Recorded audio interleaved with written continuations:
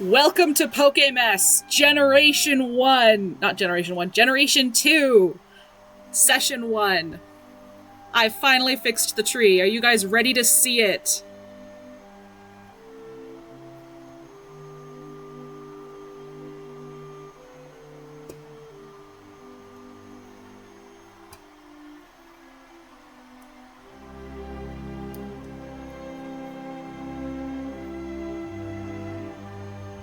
Hello, Explosive Pot. Welcome to the stream.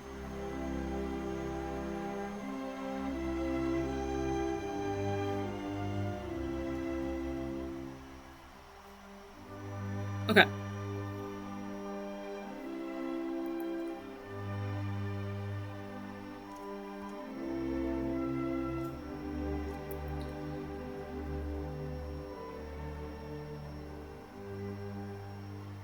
Sorry, I'm fixing the tabs, getting them ready to share my screen.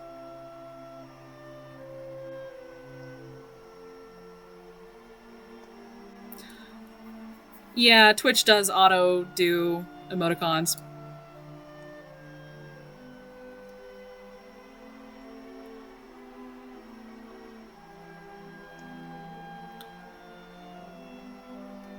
Okay, come on, let me...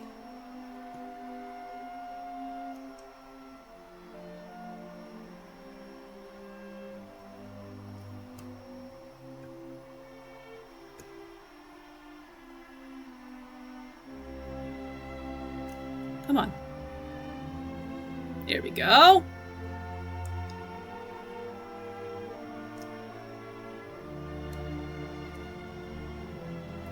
You gave him a monobrow.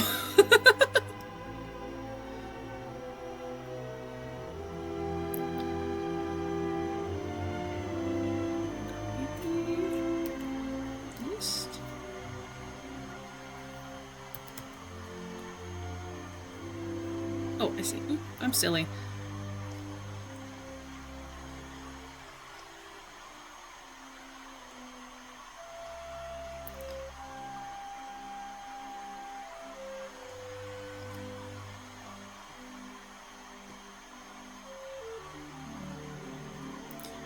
Okay, everybody, look at this. This is called Mega, and it is a phylogenetic tree maker that, like, real people actually use. There we go. Haha. Here I am.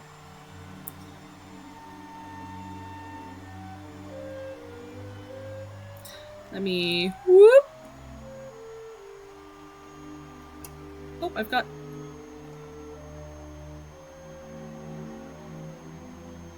I want you... Oh, no! No! I want to capture two different windows. Let me capture two different windows.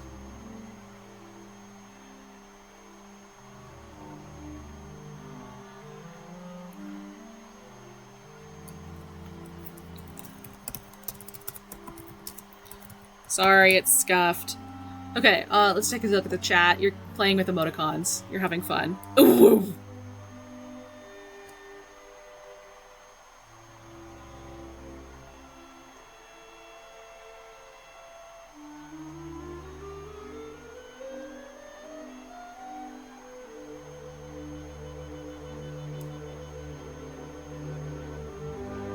Ah! You guys can see my editing!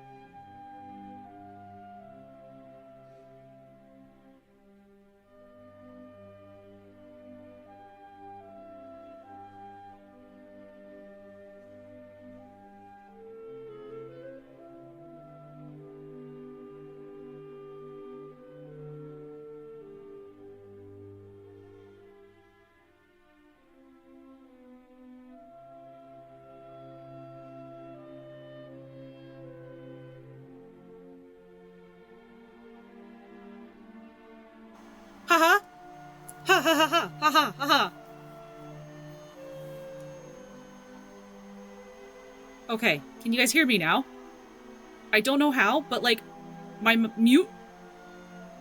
my settings changed, even though I didn't touch settings. Okay. Vileplume be gone. There we go!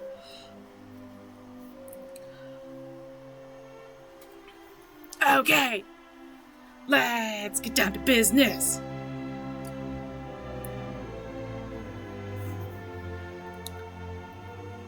Cast out the sinful Vileplume. Okay, let's go ahead and shrink chat down a little bit. Chat, do you guys want to be in the middle? Yeah, let's put you right here, I think. How's this look?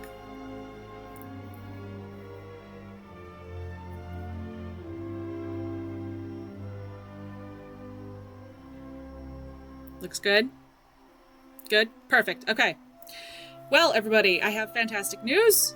Now that we have fixed that, I'm gonna have to try to edit out my disappearance.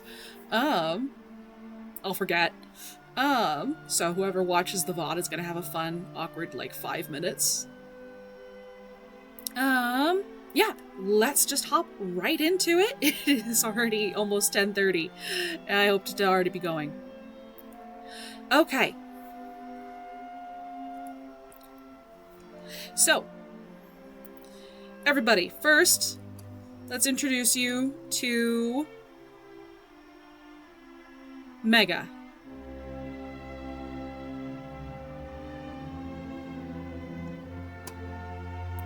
Bom. Keep the disappearance in, show him Big Pokemon's attempt to silence us. Okay.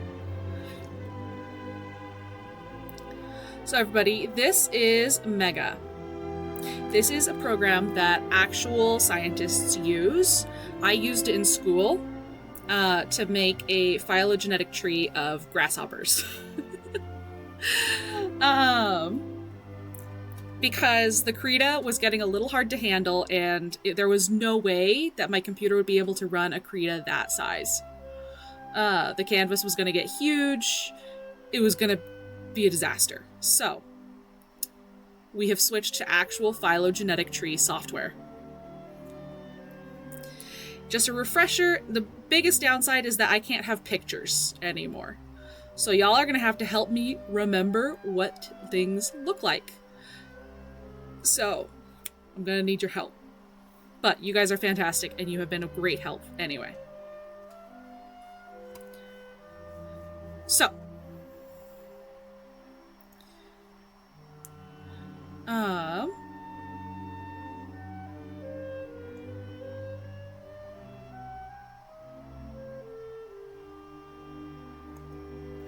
I don't know what Pokemon look like. Yeah.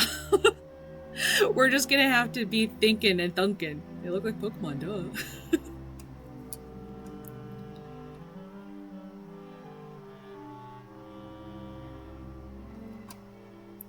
Let me just shrink that and move this back over to its corner.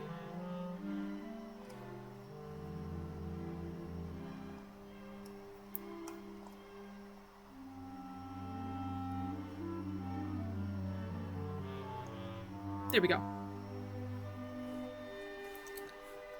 So, as you can see, it is a phylogenetic tree, just like I showed you guys earlier. Like, here's Dratini, Dragonair, Dragonite. I am putting the evolution names, just because that should help make things easier.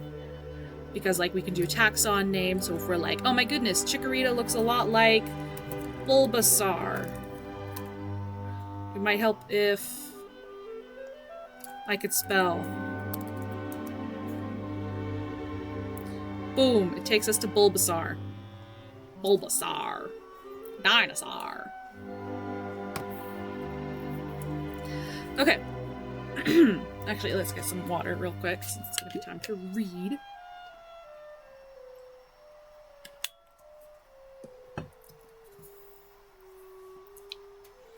Chikorita! Okay, let's see, where... Chikorita.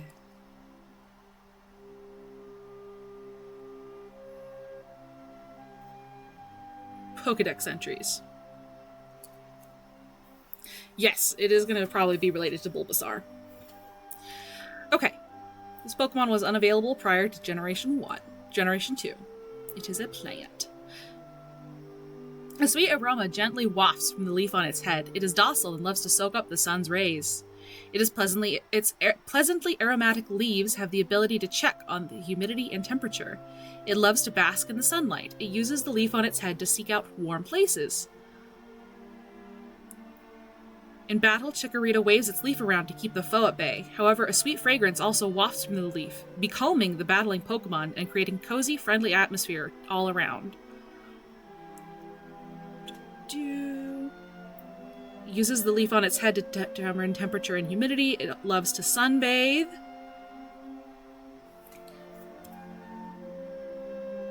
Sweet aroma. It is docile and loves to soak up sun rays. Okay. Oh, he's so cute.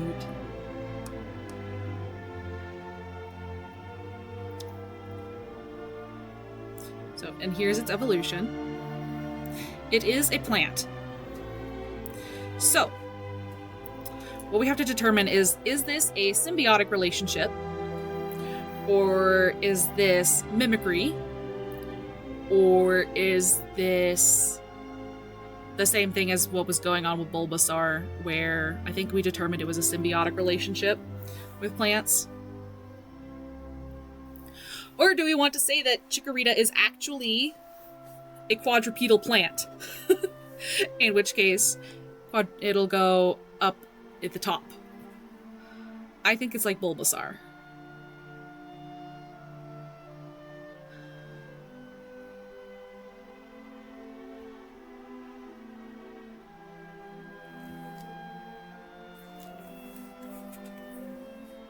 Plant with legs, quad plant. Can you zoom in on its evolution?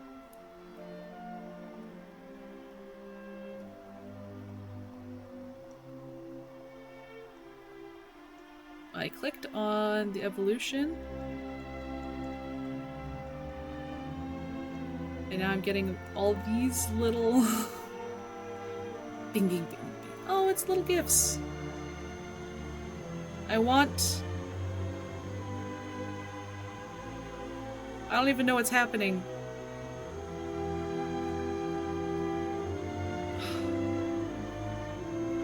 Oh, these are each little images.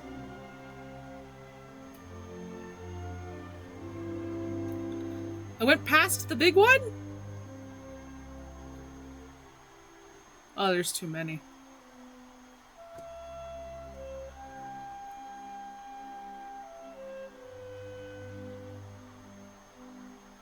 It was the second one?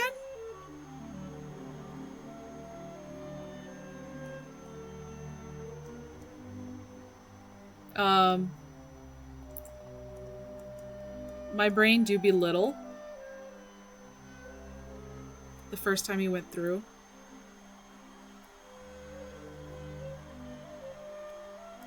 I don't think that this is an image, guys. Like, are you gaslighting me?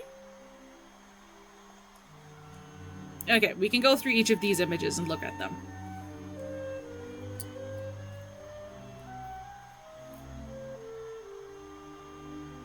I think I might just be stupid.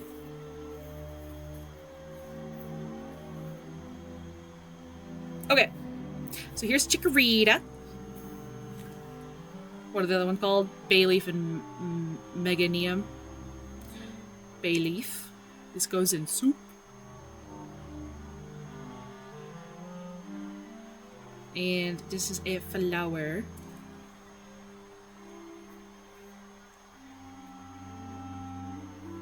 I love the tiny tail. Like,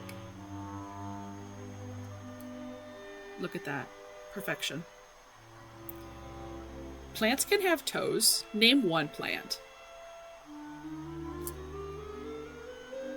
Okay.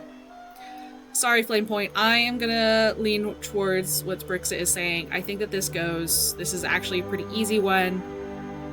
The toes do... You're right, the toes do look like Bulbasaur's toes. Like, we can...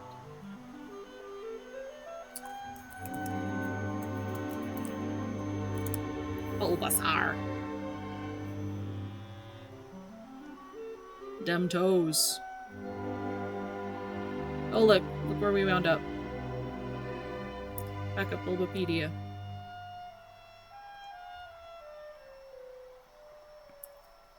This is Pokemon. Yes, the art style is something we do have to keep in mind. Yeah, I think he's the same thing, where it's a mammal with a very intense symbiotic relationship, or what's the word? It's like mimicry. I can't remember which form of mimicry it is.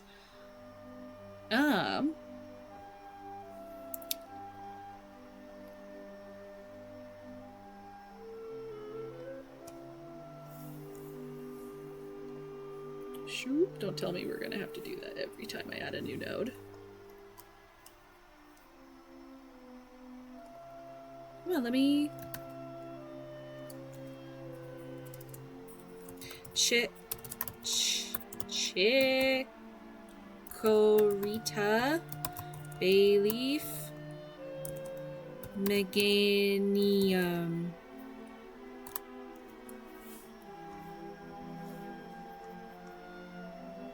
I forgot that we should also take into account the evolutions. Pokedex entries. The scent of spices comes from around its neck. Somehow, sniffing it makes you want to fight! A spicy aroma emanates from around its neck. The aroma acts as a stimulant to restore health. The scent that wafts from the leaves on its neck causes anyone who smells it to become energetic. Bayleaf's neck is ringed by curled-up leaves. Inside each tubular leaf is a small shoot of a tree. The fragrance of the shoot makes people happy, and once makes you want to fight. I love that, actually. Oh, it makes people peppy, not happy. I read that wrong. It makes you peppy and fighty. The buds that ring its neck give off a spicy aroma that perks people up.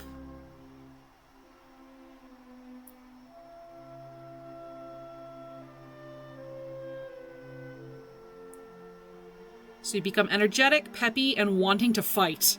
Joyful fighting.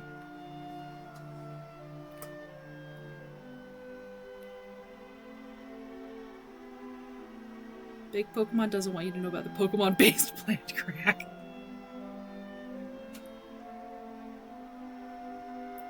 I think it's a symbiotic relationship because it sounds like you could take a cutting of one of these leaves because it says that it contains a tree sprout, right? We're in a small shoot of a tree.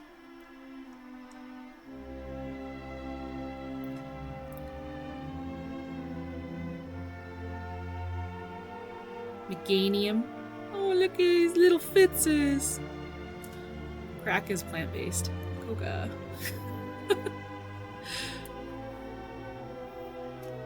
We should not be discussing such topics. This is a friendly stream.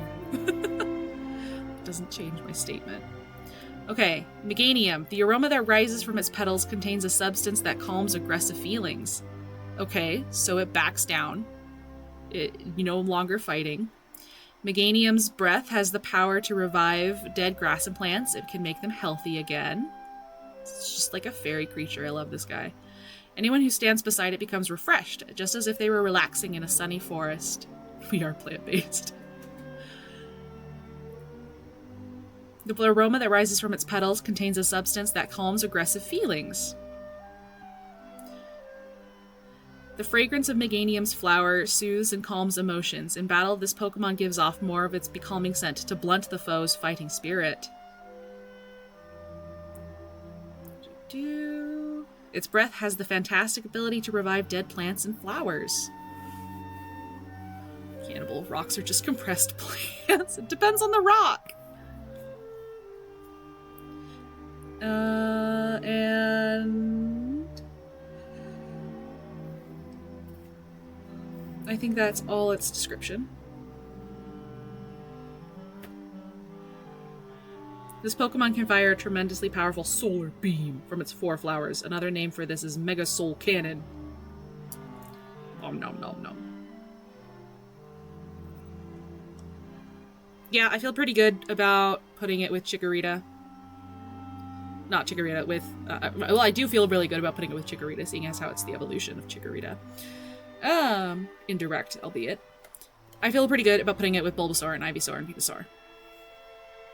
We have rocks that predate the existence of photosynthesis, my friend. Siambo, you have let loose a cannibal among the chat.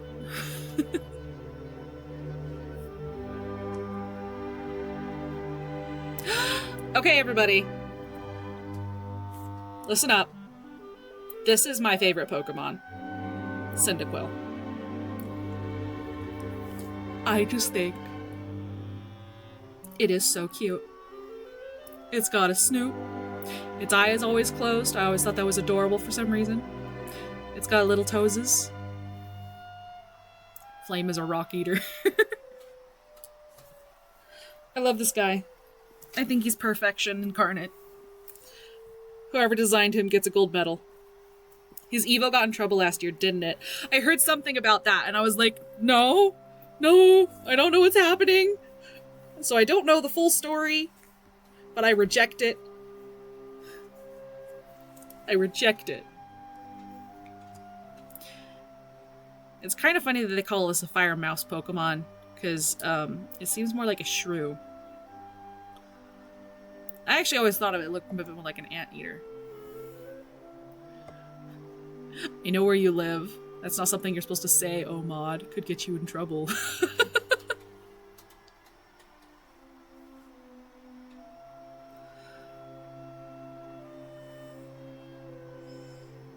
Oh.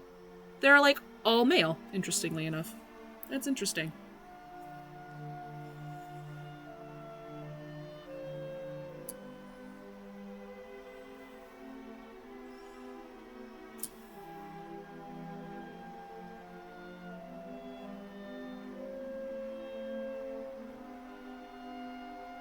The Poke marriage thing? Oh, okay.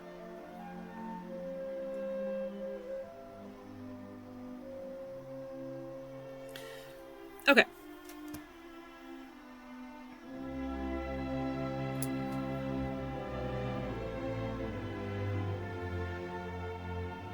So here we get to look at the anatomy a bit.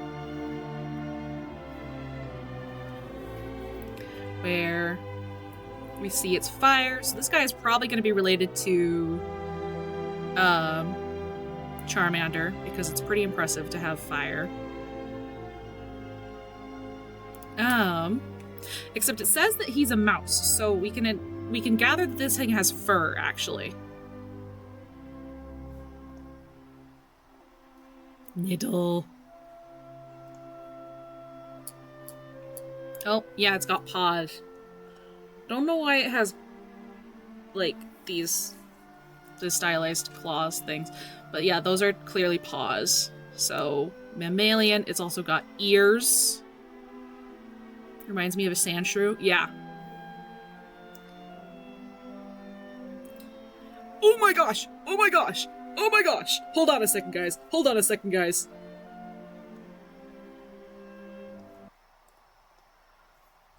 I know what it reminds me of.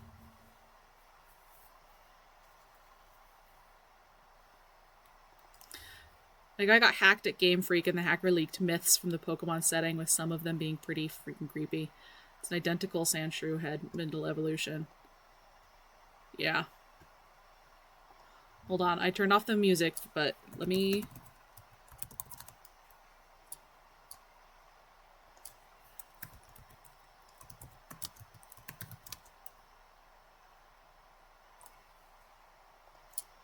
Where's the video?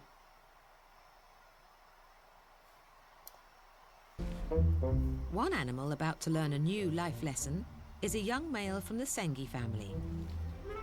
A curious group of creatures from southern Look at this guy! What is a Sengi? What is a Sengi? God. They're like a very strange little ball of fluff with very long sort of kangaroo-type legs, a long rat-like tail, and then this really cool little trunk. Surprisingly, Look at that! Okay. So, something I need everybody to do is load up this video on your own thing. We're not going to watch it together, but I need you guys to all watch it after the stream, okay? The Sengi's closest It's genetic like 10 minutes relative long. is an animal 8,000 times its size. The clue is in its trunk. Look at that tiny little nose!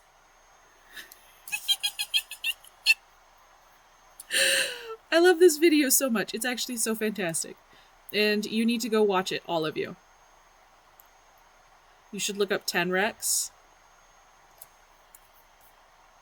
Tenrex. Oh my gosh. What the heck is this?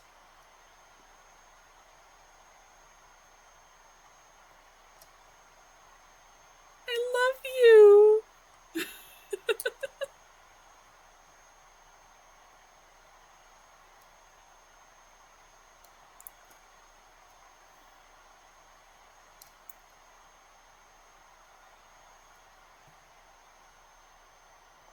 It's beautiful.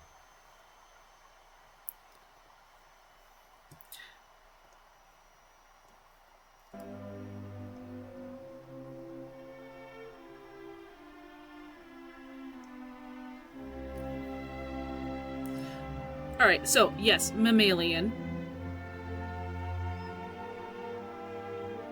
And we do know that it is a mouse of sorts. From one of the descriptions. And one really big angry mouse.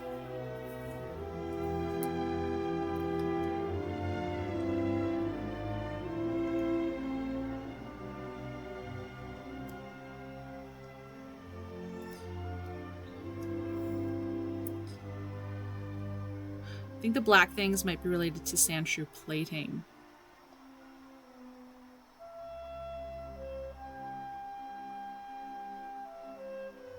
Looks like he'd give amazing hugs. You're so dang right. The back things might be related to Sandshrew plating. I misread.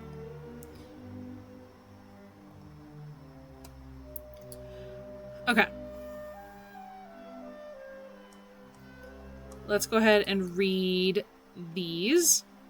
It is timid and always curls itself up in a ball. If attacked, it flares up its back for protection. It usually stays hunched over. If it is angry or surprised, it shoots flames out of its back. The fire that spouts from its back burns hottest when it is angry. The flaring flames intimidate foes. It is timid. It always curls up in a ball, stays hunched over. Cyndaquil protects itself by flaring the flames on its back. The flames are vigorous if the Pokemon is angry. However, if it is tired, the flames sputter fitfully with the incomplete combustion. It flares its flames on its back to protect itself. The flame burns vigorously if the Pokemon is angry. When it is tired, it sputters with incomplete combustion. It has a timid nature. Timid, Johto.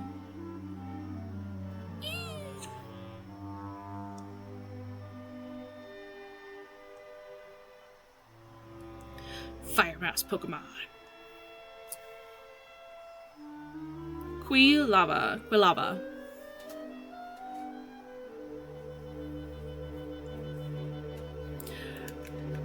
Alright, the leaks were horrendous. Let us stop discussing them. They make me sad.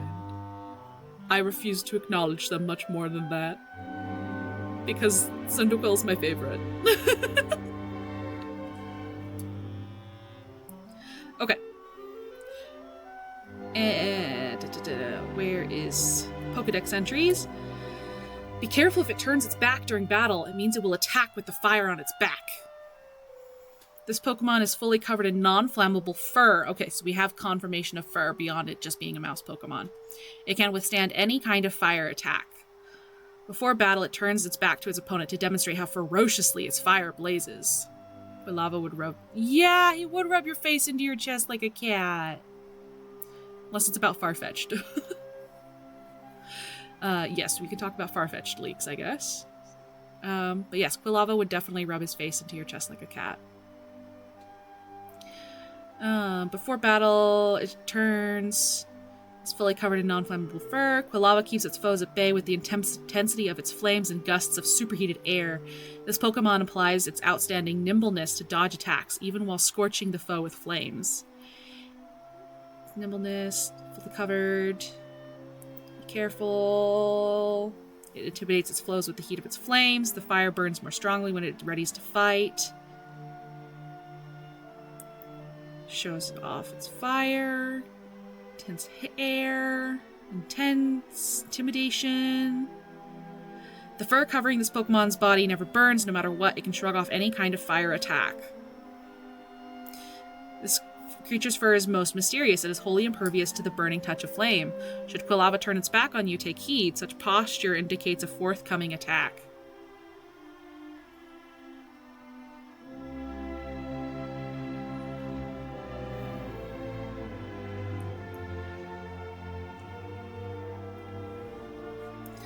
Okay. Baby. Typhlosion! Rawr.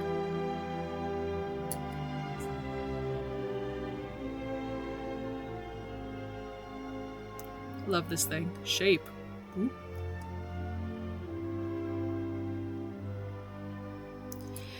If its rage peaks, it becomes so hot that anything that touches it will instantly go up in flames. It has a secret, devastating move. It rubs its blazing fur together to cause huge explosions.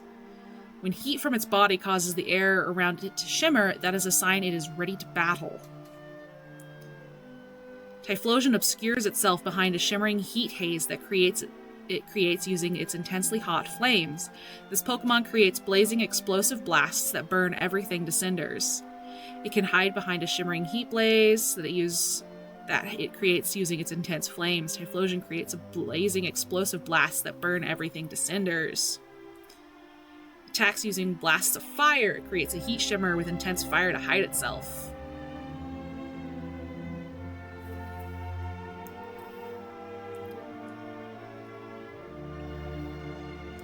Rawr.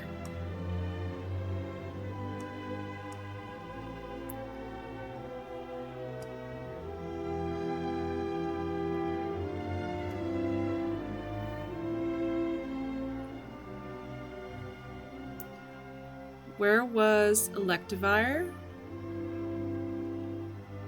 Hold on, I'm trying to see if I can zoom. There we go. Sometimes it's nice having a trackpad. Okay. So it tells us that it's a mouse, but honestly, I'm not seeing much mouse. I guess I can kind of see some shrew. So, in our mammals,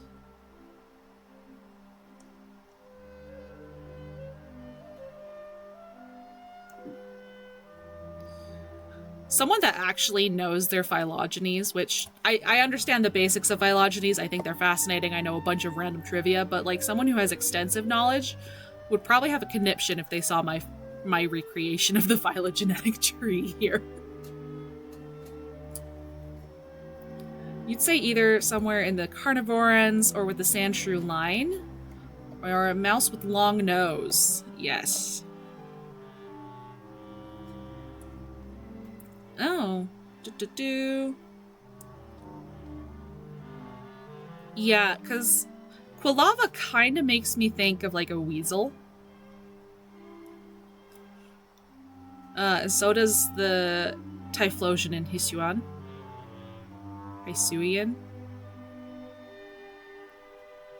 But I don't think Cyndaquil's a weevil, so I'm leaning again away from Carnivora.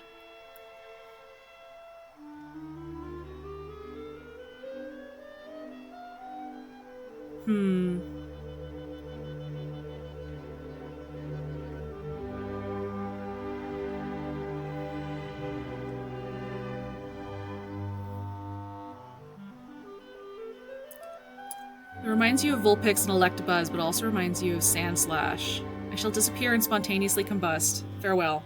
Explode, explosive pot. Explode. Be free.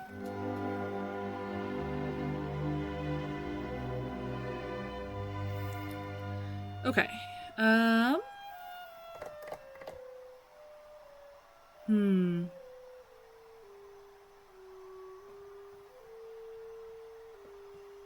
It's very basic. If that makes sense. Like, it's just a cute mammal. It reminds me a little bit of Eevee. Not in the sense that it looks like Eevee, but that it's just sort of basic. So part of me is leaning towards making it a more basal member of Mammalia. Fire isn't a very unique trait and it's spread around the tree. Yeah, I would agree.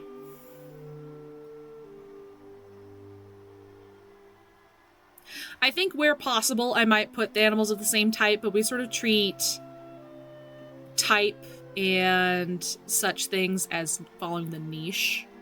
So for example, like the thylacine is not a wolf. Or a canid. It was a marsupial.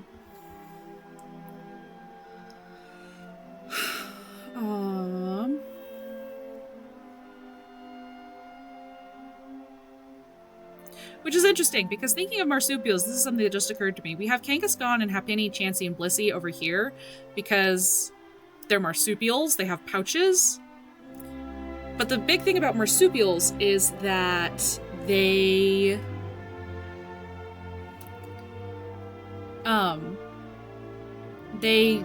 I believe that they don't have a placenta.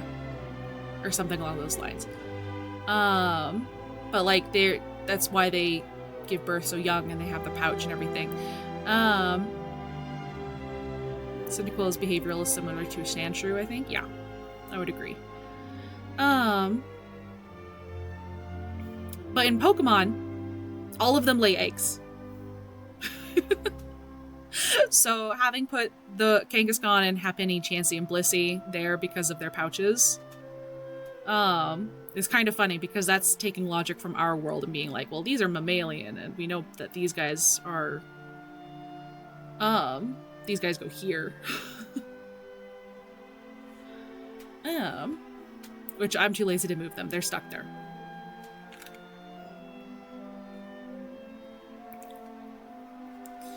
All right.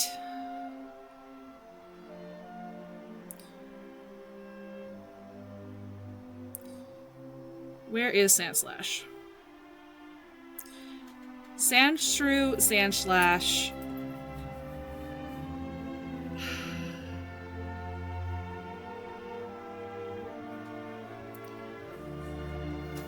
This one's hard. I did Chikorita and I was like, easy. I love this game. This challenge of mine. Easy peasy pudding and pie. No, it's not. It's hard. I have to think. I have to use my brain. I mean, we've got Diglett with them. Yeah, we got Diglett.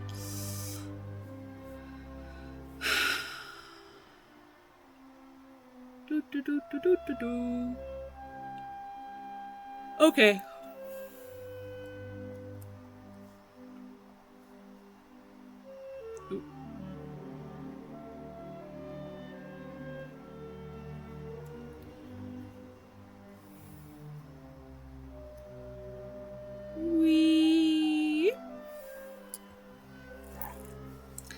It doesn't really have much of a tail except in this last evolution.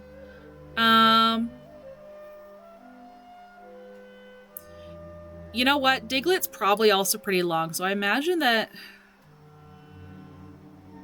How do we feel about putting it here?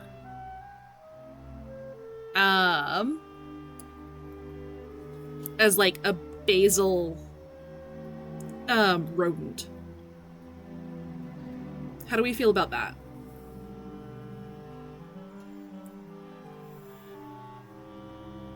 You'd say less basal than Diglett. So that would put it here.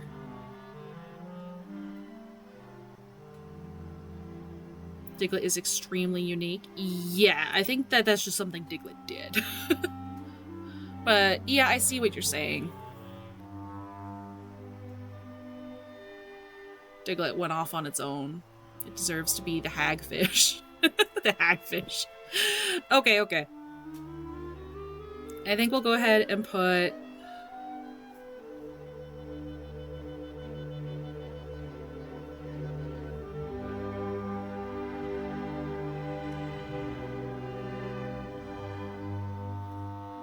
I don't like that it scrolls like that.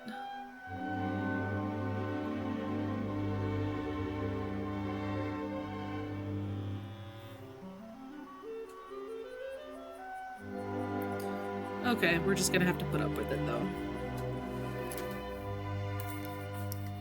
Cyndaquil. Come on, let me type. Cyndaquil. Quilava. Typhlosion.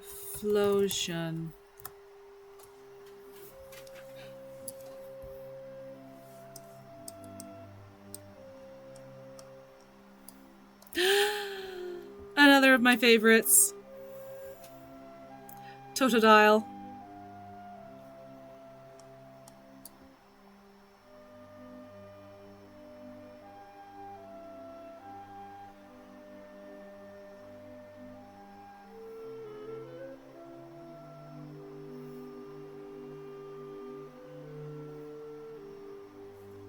Reptile. Me loving reptiles? No. Oh my gosh, Totodile sleeps with one eye open.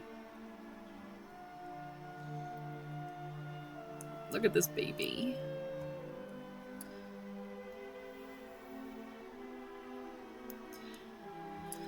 Okay.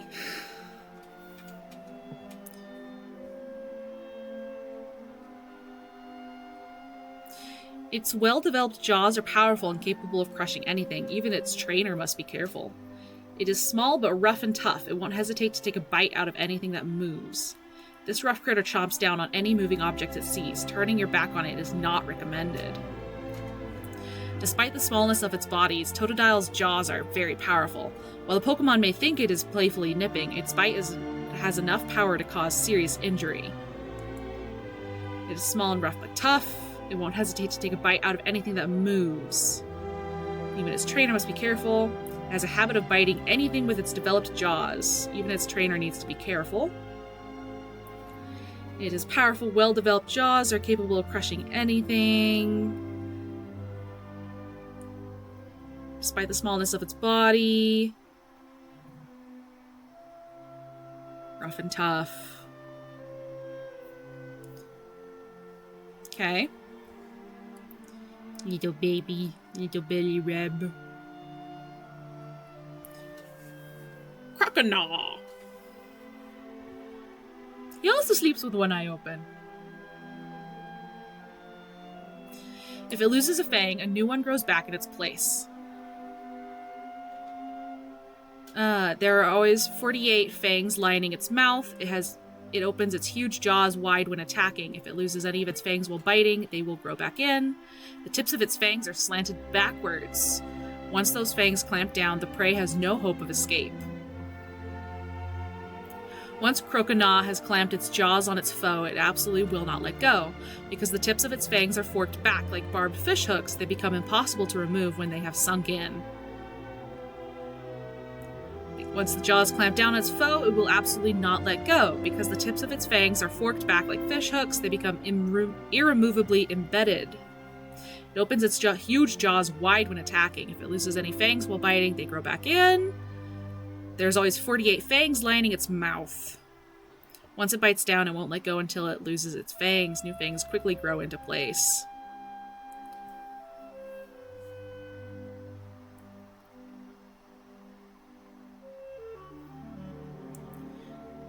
Once it bites down, it won't let go. Slanted backwards, the prey has no hope of escape. They just grow back. There's always 48 fangs lining its mouth.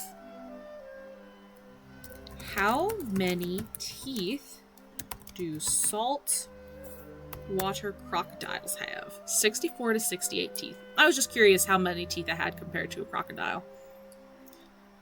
Interesting.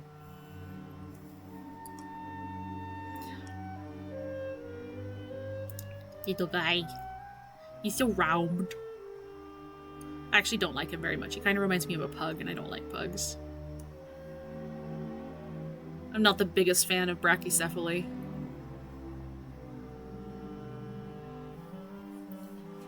Feraligator. Gator.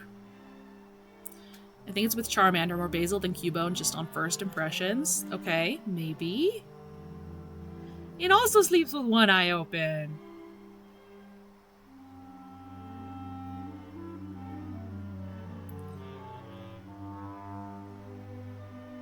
Okay. When it bites with its massive and powerful jaws, it shakes its head and savagely tears its victim up. It is hard for it to support its own weight out of water, so it gets down on all fours, but it moves fast. Although it has a massive body, its powerful hind legs enable it to move quickly, even on the ground. When it bites, it shakes its head. Have you read mega entries on Bulbapedia? I try to.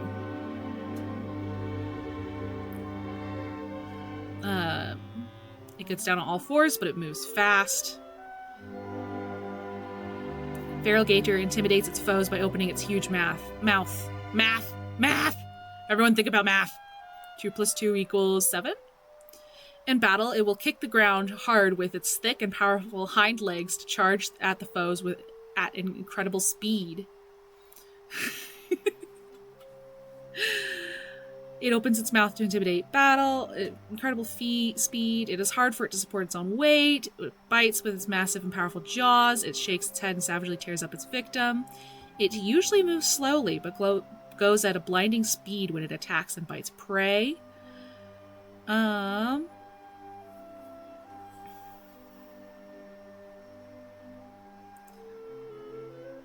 Feraligator intimidates its foes by opening its huge mouth. In battle, it will kick the ground hard with its thick and powerful hind legs to charge at the foe at an incredible speed. Massive body. Moves slowly. With its arms and hood-like fin, this Pokemon forms a gigantic set of jaws with a bite at 10 times as powerful as Mega Feraligator's actual jaws.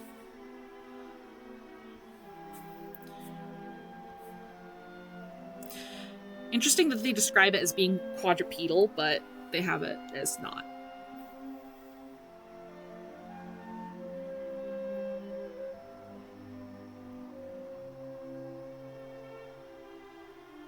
Okay.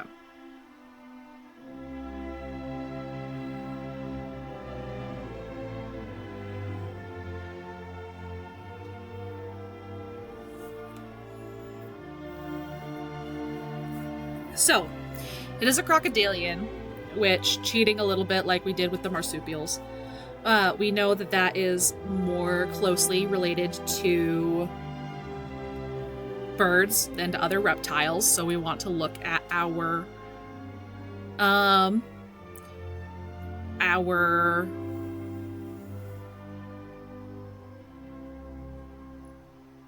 oh, what's the word?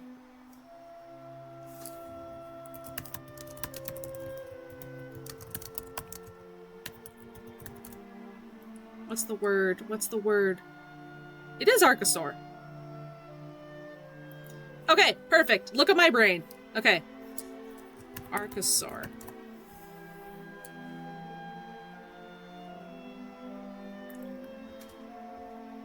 This is a good picture for Archosaurs. Is a clade of diapsid sauropod tetrapods, with birds and crocodilians being the only known extant representatives. Although broadly classified as reptiles, which traditionally exclude birds, the cladistic sense of the term includes all living and extinct relatives of the birds and crocodilians, such as non-avian dinosaurs, pterosaurs, phytosaurs, Aedosaurs, Rheasukians, as well as many Mesozoic marine reptiles. Modern paleontologists define Archosaur as a crown group that includes most of the recent common ancestor of living birds and crocodilians, and all of its descendants. Base of Archosauria splits into 2 clades. Okay, I'm getting a little distracted because I freaking love Archosauria. Okay. Here's the thing about Archosaurs. This is one of the biggest drawbacks to this phylogenetic tree, is that we do not have access to their bones. Imagine how much better this tree could be if we had their bones. I need Pokemon bones, which I did see that there was like a natural history museum exhibit thing that they were doing. I don't know where that exhibit is right now, but it looks really cool. Okay. The most obvious features include teeth set in deep sockets and mandibular fenestrae, openings in front of the eyes and jaw, respectively. A pronounced fourth ridge. Teeth are less likely to be torn loose.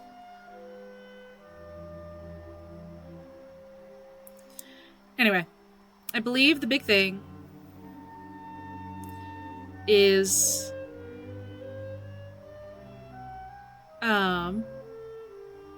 yeah, Charmander is part of the Archosaurs. I believe it is these two holes are the really important holes. I believe synapsids, which we are, only have one of these holes, and ours is like way reduced. And then I cannot. Is it squamate? Is it squamate? They don't have any of the holes. I could be totally wrong though. Diapsids. Am I thinking of diapsids?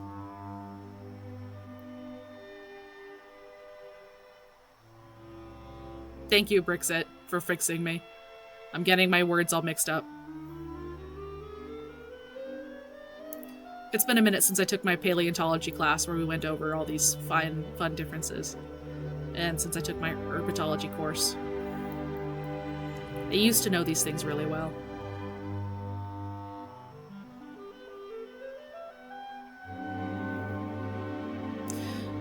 Yeah, so this isn't specifically Archosaurs, but this is a diapsid. It has these two holes. Very cool stuff. Highly recommend learning more about Archosaurs.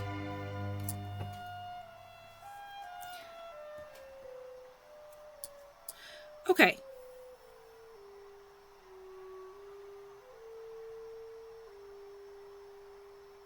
So here is our Archosauria. Cubone being the most derivative of this lineage. These are pretty much our dragons. And here's our birds. So we would put this fellow right here using our own phylogenetic tree knowledge. Question is it basal to birds and dragons, or is it basal to dragons? Ooh, that is a good question. I think it's basal to birds and dragons.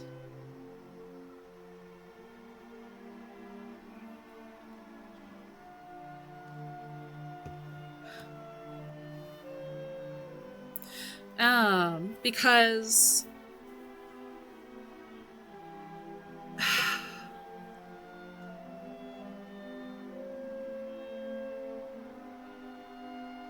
now you're making me question everything.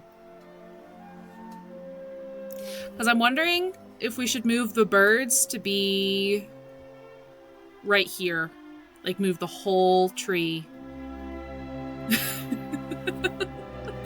Birds are dragons. And the dragons are basically the dinosaurs. Except maybe Aerodactyl should have been moved to be more basal if we're using our own. We just sort of do what we want here. This is open for scientific discussion. Our basal bird is Magmar. Yeah. I hope to see some other people do this as well, and then we can compare trees. Like, I want more people to do this. And see if we can come up with a consensus. I think that would be helpful.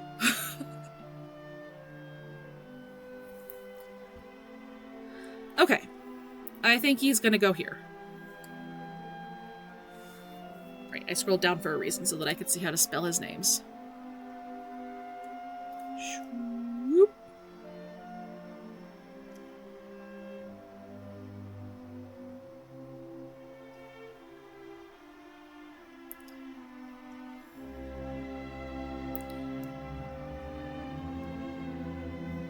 let's name this first.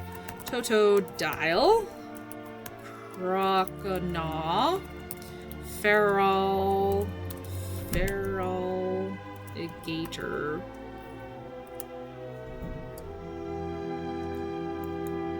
Flip, Scroll, Flip, Scroll.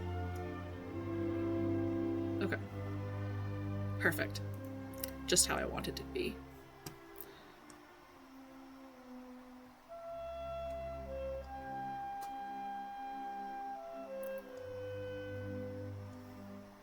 Scout Pokemon. It is Sentret.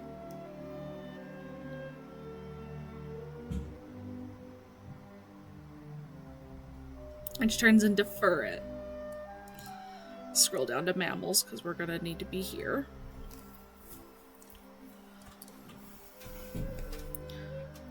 Spoiler warning, this article may contain major plot ending details.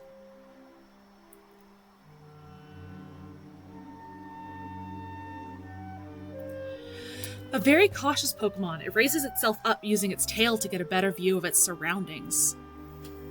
It stands on its tail so it can see a long way. If it spots an enemy, it cries loudly to warn its kind. When acting as a lookout, it warns others of danger by screeching and hitting the ground with its tail. When Sentret sleeps, it does so while another stands guard. The sentry wakes the others at the first sign of danger. When this Pokemon becomes separated from its pack, it becomes incapable of sleep due to fear. Poor baby. They take turns standing guard when it is time to sleep. The sentry awakens the others if it senses danger. If one becomes separated, it turns sleepless with fear. It stands on its tail so it can see a long way. If it spots an enemy, it cries loudly to warn its kind. Very cautious. It has a very nervous nature. It stands up high so it can scan wide areas. Very cautious. If it spots an enemy, it's very nervous. When acting as a lookout, it warns others of danger by screeching and hitting the ground with its tail. When Sentret sleeps, there's another one. Very nervous, very cautious. Its supple tail is well muscled and firm to the touch. If it encounters a foe, it will stand up on its tail, making itself look bigger than usual to intimidate them. Sure is a critter.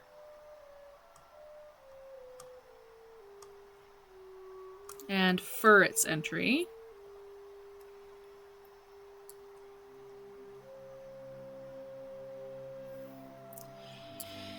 It makes a nest to suit its long and skinny body. The nest is impossible for other Pokemon to enter. There is no telling where the tail begins. Despite its short legs, it is quick at hunting Rattata. It lives in narrow burrows that fit its slim body. The deeper the nests go, the more maze-like they become.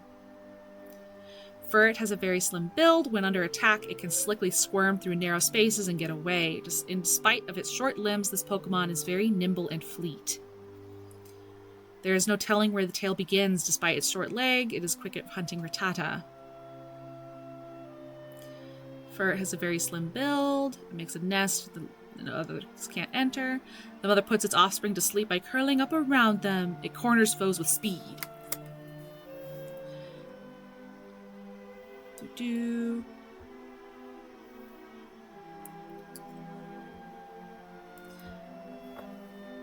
It raises its offspring in a long, narrow nest. Once they are old enough, it takes them outside the nest to prepare them for independence. It is nimble and has a very flexible body. Even if you get a hold of it, it'll slip right out of your arms. I feel like these people, when they made Pokemon, they did not think about the fact that it's young or Sentrets. They were like, oh yeah, baby Furret. And I was like, no. You created a world with metamorphosis. Sentret looks so different from Furret, unfortunately. Yeah.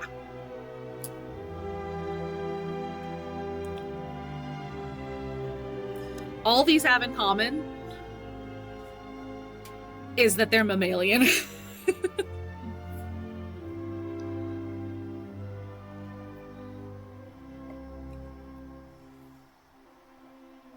Okay.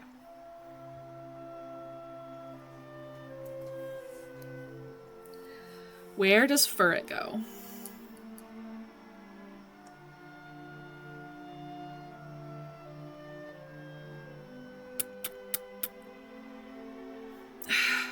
See, on one hand, we've got kind of a rabbit thing, which is kind of funny because weasels and such eat rabbits. Wild take. Okay, hit me with it.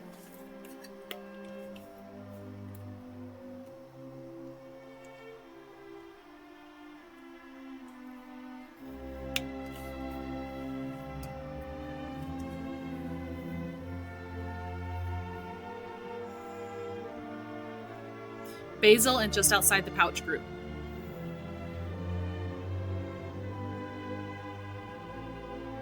I can see that.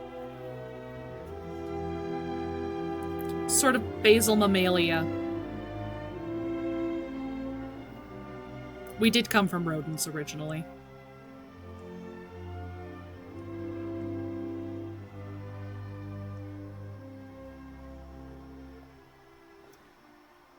Did I say we came from rodents? We came from rodent-like animals, not rodents. Sorry, that's a little confusing. I am not opposed.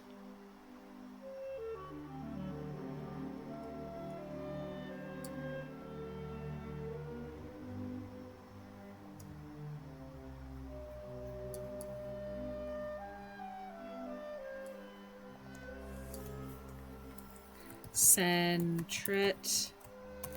Furret.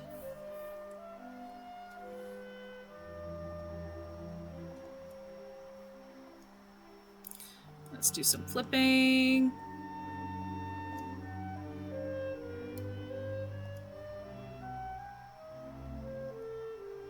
Flipping. Sorry, we gotta fix our tree.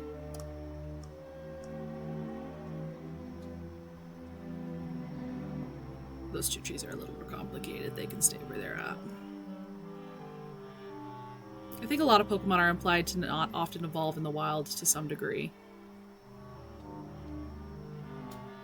Well, I don't like that. So we're not gonna follow that. Even if that is the way that the games are made.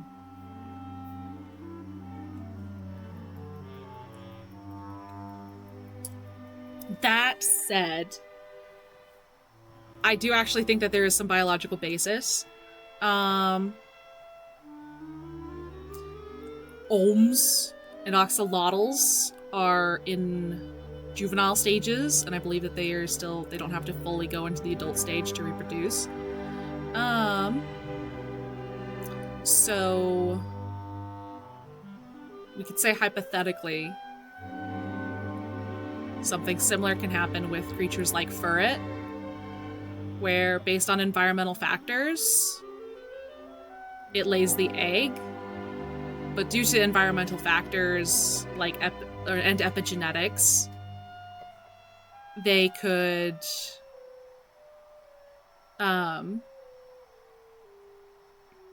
within the egg develop all the way to a Furret and skip the Sentret stage, depending on the epigenetics and the environmental factors of the parents. So we can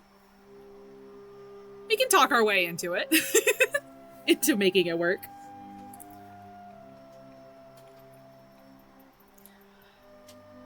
Hoot hoot. Pokemon are like locusts. Can locusts do that?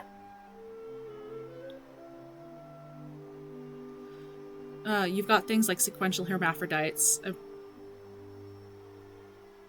drawing a blank. I'm thinking of clownfish. And locusts. Pokemon are like locusts. Do elaborate. While I read about Hoot Hoot.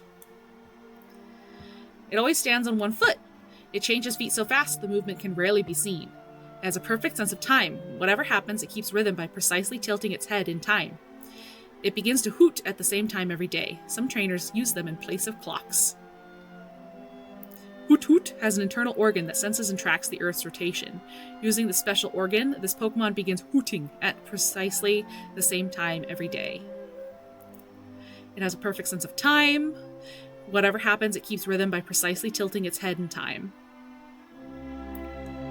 It always stands on one foot, even when attacked. It does not brace itself using both feet. It marks time precisely. Some countries consider it to be a wise friend, versed in the world's ways. Wise friend. Keeps rhythm. Internal organ. Uses clocks. A long time ago, people raised these Pokemon to serve as clocks. Every day it tilts its head in the same rhythm. It cries out at the same time every day. A long time ago, people cherished it and considered it a divine messenger sent to tell the time.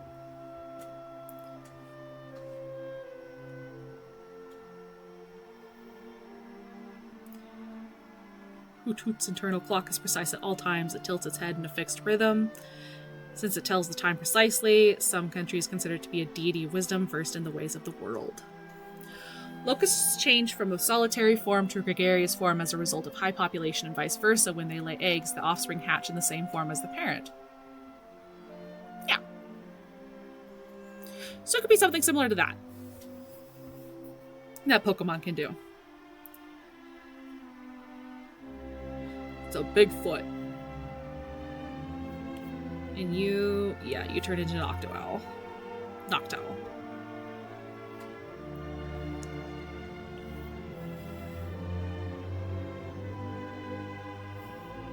And yes, clownfish are sequential hermaphrodites. Perfect. Can you type up a definition of sequential hermaphrodite into the chat so that I don't have to define it, even though I now know the definition I had in my brain was correct?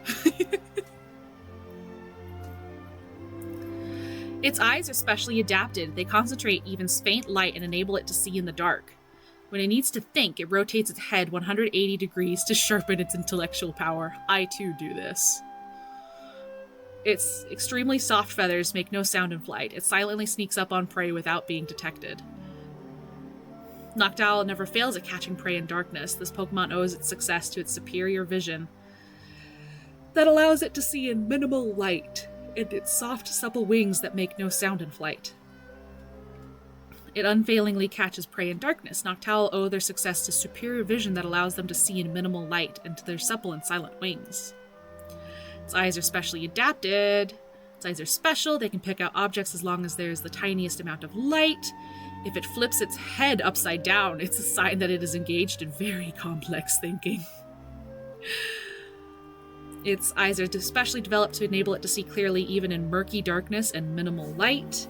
Its eyes are specially adapted. 180 degrees.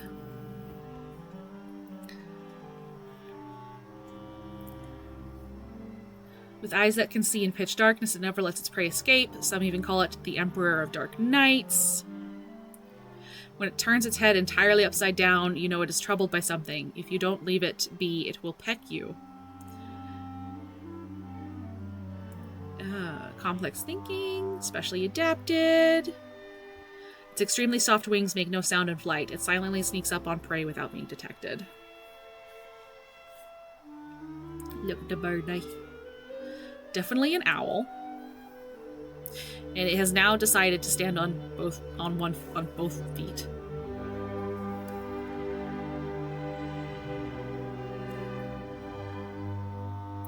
A sequential hermaphrodite is an animal that starts out its life as one sex, but can later become the other. This is quite common in fish, such as clownfish. Sometimes the transition results in environmental factors, as in clownfish, while in other cases it happens once an organism reaches a certain age. Thank you, Brixit. Fascinating stuff. Also, I think it's weird that it has 4 toes as Hoot Hoot and 3 toes as Noctowl. Also, just the fact that it has weird... It's just weird to have 4 forward toes. It should only have 3 forward toes. I don't like it. It makes me uncomfy. It's a really big foot. Okay. To the birds.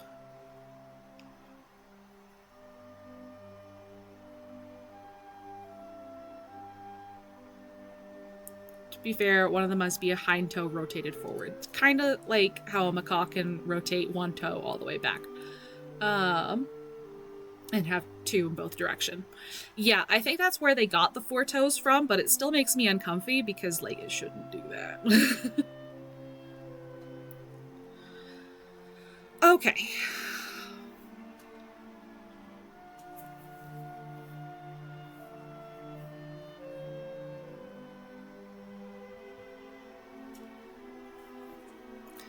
Where does it go? Where are our raptors?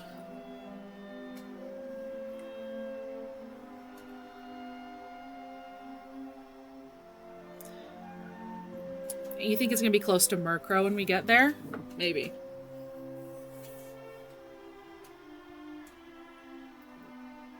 Spearow and Fearow. Zapdos. I don't know if we have any raptors. Articuno. Articuno! Oh my gosh. Articuno. Articuno's an owl. We have the same beak shape. Articuno is definitely like an owl. I say let's put it with Articuno.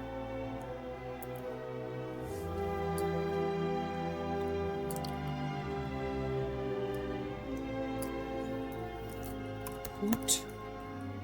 Hoot. Knocked. Owl. Both are divine. That is a good point.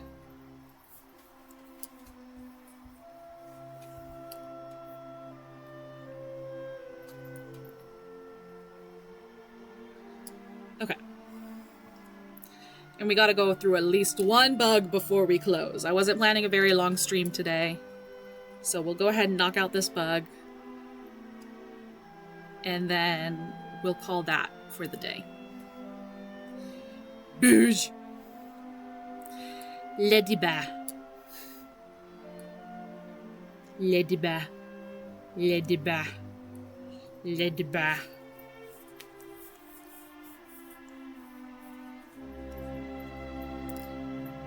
It is very timid. It will be afraid to move if it is alone, but it will be active if it is in a group.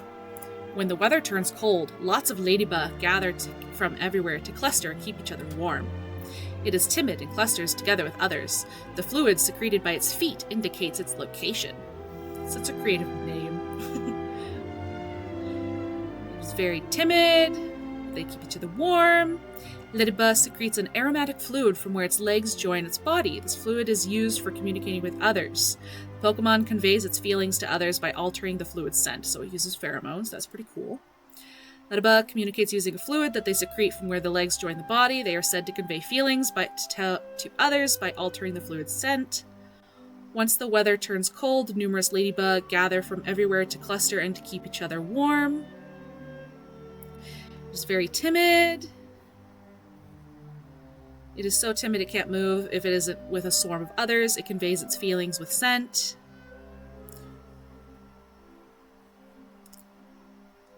Ladybug secretes the fluid.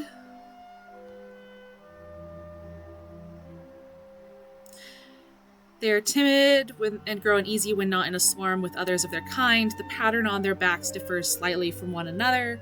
They communicate using bodily fluids that give off odors. When they're angry, their odors smell sour. They're very sensitive to the cold and the warmth of Alola. It appears quite lively. These cowardly Pokemon join together and use Reflect to protect their nest. It is so timid it cannot move unless it's with a swarm.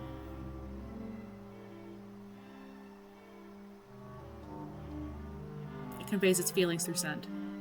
You'd put it slightly less basal than Pinsir on the line of Caterpie and Weedle. Okay.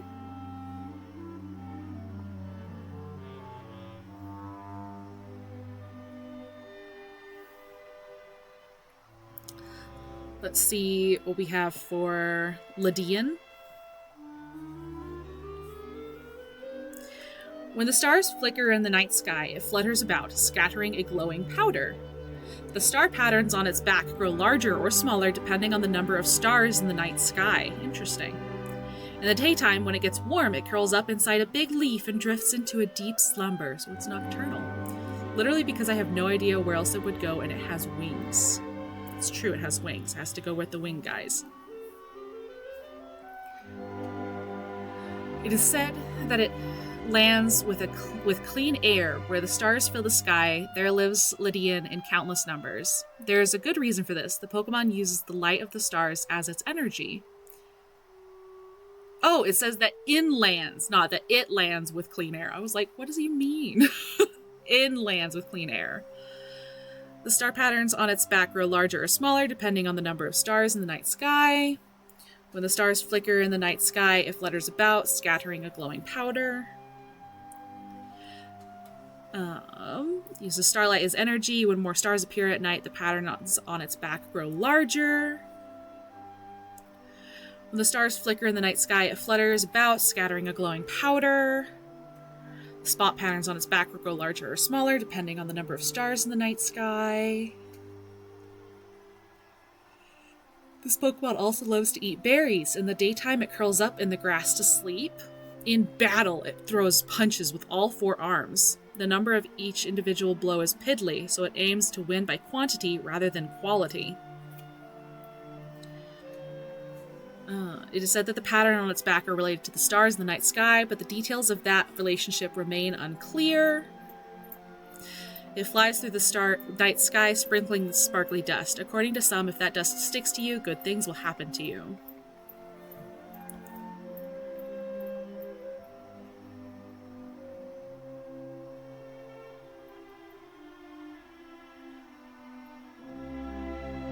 Okay.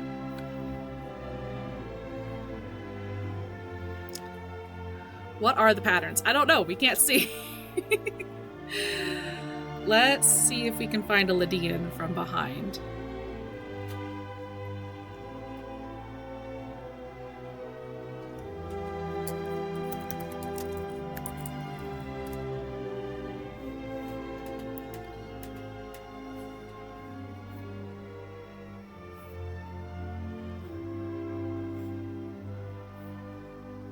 Is Lydian the worst Pokemon?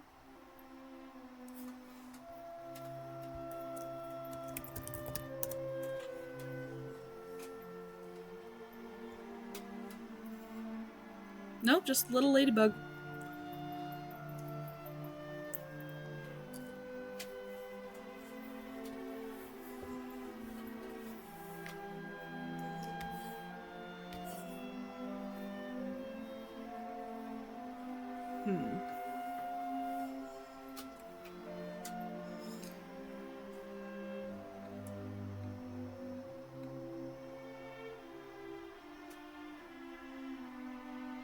Yeah.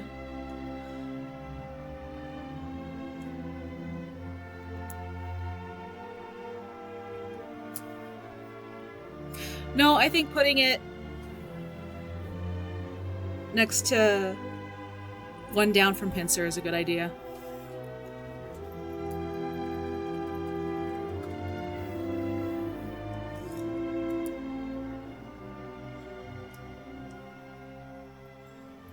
There it is.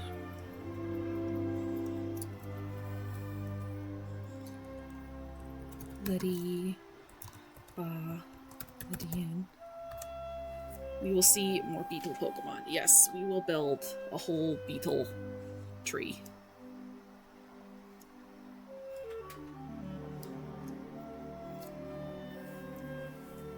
Okay. Well, was Scyther? No, that's right, that's right. Okay.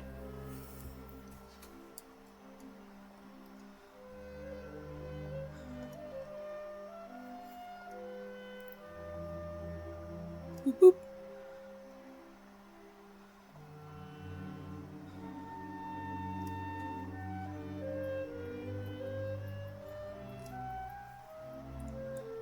Well, thank you for joining me. Scyther and Beedrill have the 4 limbs. Yes, that's right. Thank you for joining me for this session of Pokemess. I hope you all enjoyed it. There will be more later. We will be joining back into the Pokemon now that I have fixed the tree, which, speaking of which, let me save it right now.